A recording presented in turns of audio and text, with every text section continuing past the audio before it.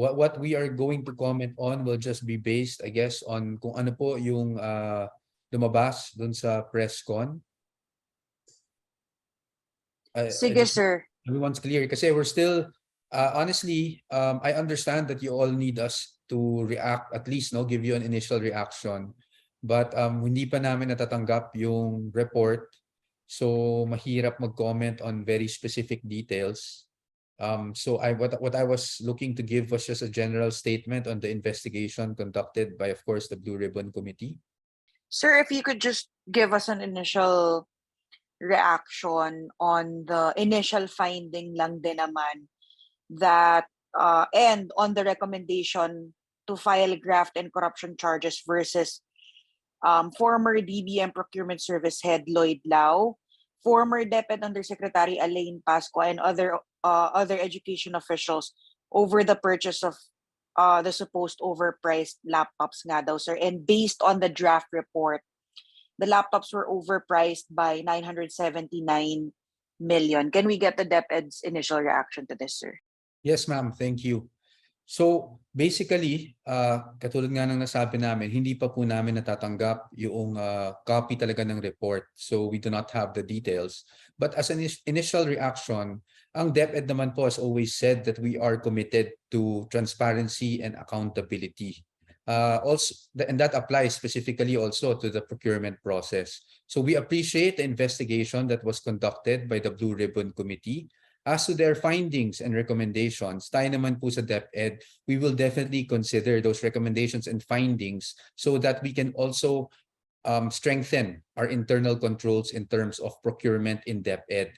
The DepEd, led of course by no other than the Vice President Secretary of Education, really takes procurement seriously, na dun po sa Department Order number 1 natin, hiniwalay na po natin yung procurement from the admin strand. Ginawa po nating isang strand ang procurement alone para po matutukan natin yung procurement process po talaga. So the recommendations and the findings of the Blue Ribbon Committee will definitely be considered so that we could streamline and put in internal controls to ensure that our procurement process is, again, efficient and of course, not transparent.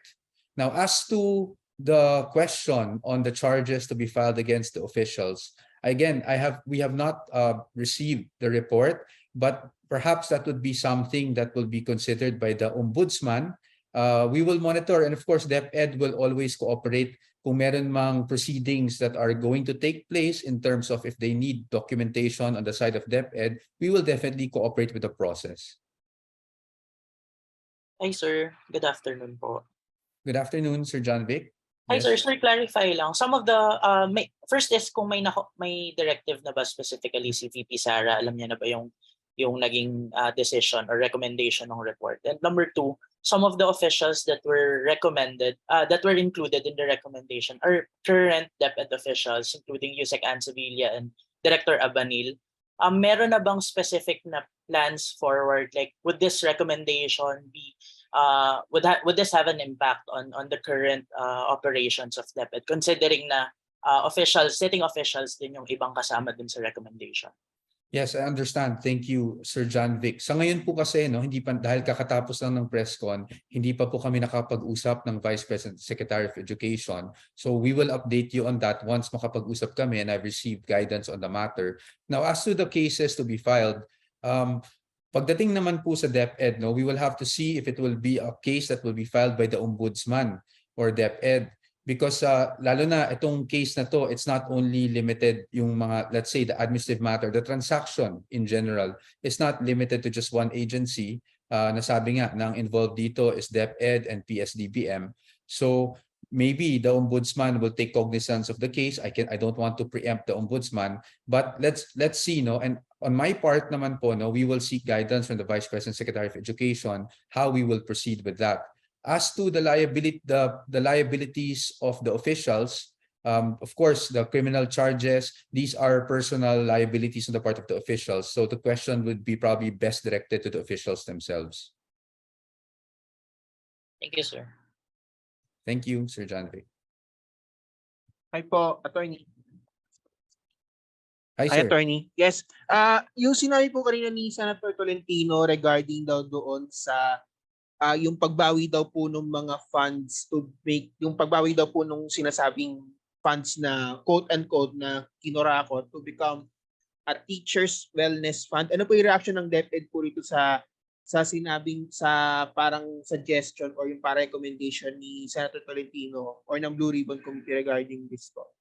Yes, sir. Narinig po nga natin yung isang recommendation, no, to try to recover yung, again, yung alleged overpriced amount at least. So doon naman po, no, again, I will have to seek guidance from the Vice President and Secretary of Education. But in such case, siguro po tayo po sa DepEd, ang magandang gawin sa pagganyang mga aksyon ay kausapin rin ang Office of the Solicitor General.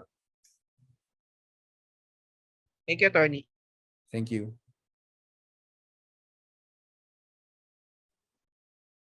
Para po sa mga gusto pa pong magtanong, kindly raise your hand po or open your audio na lang po para masagot po ni Spox yung questions natin.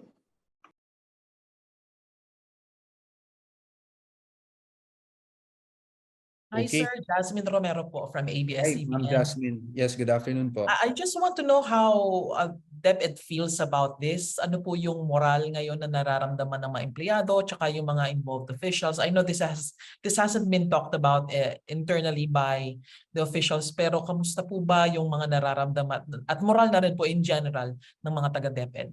Well, sa atin naman po sa DepEd, sa totoo lang, as to the feelings of the officials involved, I cannot speak for them. But sa DepEd, we're focused on the business at hand. Ngayon, pagdating naman po dito sa committee report, as we mentioned earlier, we are really committed to transparency and accountability. So, yung ito pong investigation na nilunsad ng Senate ay makakatulong sa atin dahil syempre yung mga recommendations in place, specifically as to the procurement practice or the procurement processes, pwede po nating makonsider na i-adopt dito at alam natin, no, na gusto talaga nating maging streamlined and gusto talaga nating maging more transparent ang procurement process. That's why, number one, even before this Senate Blue Ribbon Committee report came out, as you can see, pag meron po tayong pre-bid conference, talagang naka-live stream na po yan para nakikita ng publiko yung procurement process. No? They are part of it. And secondly, yung nabanggit ko nga kanina, na talagang gumawa na tayo ng isang strand that is solely focused on procurement. So sa atin naman po, no, pagdating naman po dun sa ginawa ng Senado, kaisa natin ang Senado. We are one with them dun sa layunin na talagang mas maging maganda pa ang procurement process. Thank you, sir. Thank you po. Hi, sir. Good afternoon. Ina from Manila Bulletin. Hi, Ma'am Ina. Hi, sir. Before pa po lumabas tong findings ng Senate, na-mention na po before na meron na rin ginagawa yung DepEd pagkaupo pa lang ni VP Sara. Baka sir, meron na tayong update lang tungkol dun sa initiatives na prior to the findings, and also paano po makaka-apekto tong findings ng Senate dun sa mga future initiatives pa ng DepEd related to the laptops involved. Thank you. Opo. Thank you, Ma'am Ina, for asking that question. So yes, no, meron na tayong initiatives bago pa lumabas itong Senate Blue Ribbon Committee report. Tayo po ay sumulat na rin talaga sa COA to conduct yung fraud audit, which is also one of the recommendations of the Senate Blue Ribbon Committee. Naghihintay lang po tayo doon sa COA pagdating sa resulta ng fraud audit. Pangalawa naman po, no, tayo na rin po ay nagkaroon ng admin proceedings dito sa DepEd ukol doon sa signing authority pagdating sa pagpapalit ng specs na nangyari doon sa laptop issue na ito. At yung admin proceedings po are ongoing. Nagsasubmit na po yung mga nasasakdal ng kanilang position papers. So we really expect that that will also be resolved very soon. And then thirdly, ano po yung nagawa na natin? Katulad ng nabanggit ko, dahil nga dito sa mga procurement challenges natin dito sa DepEd, talagang tinutukan ng ating Vice President Secretary of Education na ilabas yung procurement, gawing talagang isang strand siya para meron talagang USEC and ASEC that are both just focused on the procurement, of course aside from the BACs, no, or Bids and Awards Committees, na talagang tututok dito sa procurement process natin. At going forward, yung nasabi niyo naman po, paano makaka-apekto sa initiatives, mapapaganda lang naman po dun sa mga recommendations on procurement ng Blue Ribbon Committee, ay gagamitin lang po natin yon para po tingnan natin kung meron pa tayong kailangan i-adopt para lalong paigtingin or to strengthen yung ating internal controls. Gagawin po natin yan. Thank you po.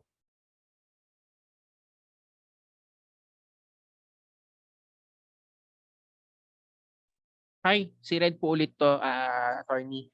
Reaction lang din po doon sa sinabi ni Senator Tolet doon sa committee report na buwagin daw po ang PSDBM and let agencies procure their own, let agencies do their own procurement. Ano pong reaction po ng DepEd? Ano po yung magiging reaction po ng DepEd dito?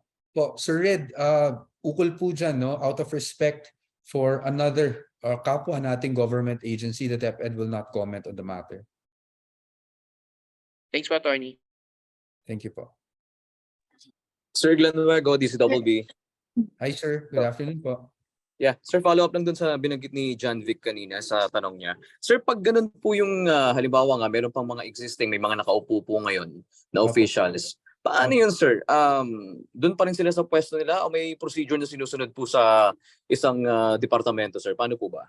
Well, dito naman po sa bagay na yan, no? That's why we want to get sana, once we get a copy of the report, we'll read through it. Hindi pa po kasi, honestly, I have to be honest with all of you.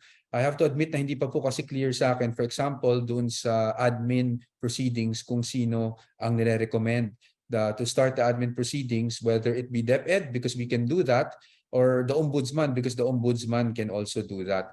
Usually naman po, pag na-determine na kung sino yung proper or appropriate body that will conduct the admin proceedings, dun po muna natin malalaman kung mag-i-issue man ng preventive suspension o hindi.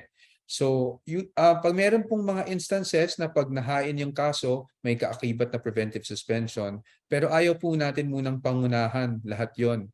So, we'd like to see po kung sino ba talaga ang nare-recommend na mag-file ng case. Now, and I don't want to comment any further on that because hindi pa naman po namin napag-uusapan ng ating Vice President Secretary of Education yung bagay na yan. Thank you, sir. Thank you. Thank you po.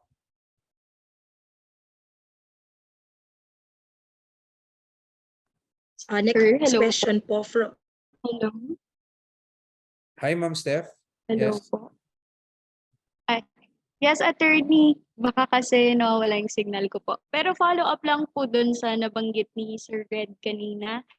Kung po tayo dun sa pag-abolish sa PSDBM, recommended po kasi nila na wag na daw i-delegate yung procurement task sa PSDBM. So you mentioned po kanina na meron na tayong scaling strand. So ma-expect po na parang sa future transactions natin or procurement processes, hindi na po tayo mag-partner with PSDBM or ano po ba yung magiging actions natin to avoid questionable transactions like this?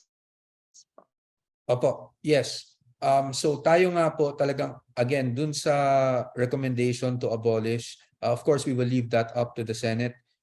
Tayo naman po, dahil nga out of due courtesy and respect dun sa kapwa nating government agency, it is best that the DepEd will just not comment on that matter. Pero pagdating naman po sa procurement, yes, ang direction naman po talaga natin is to procure dito within DepEd. That's why talagang pinapalakas natin yung sarili nating procurement strand.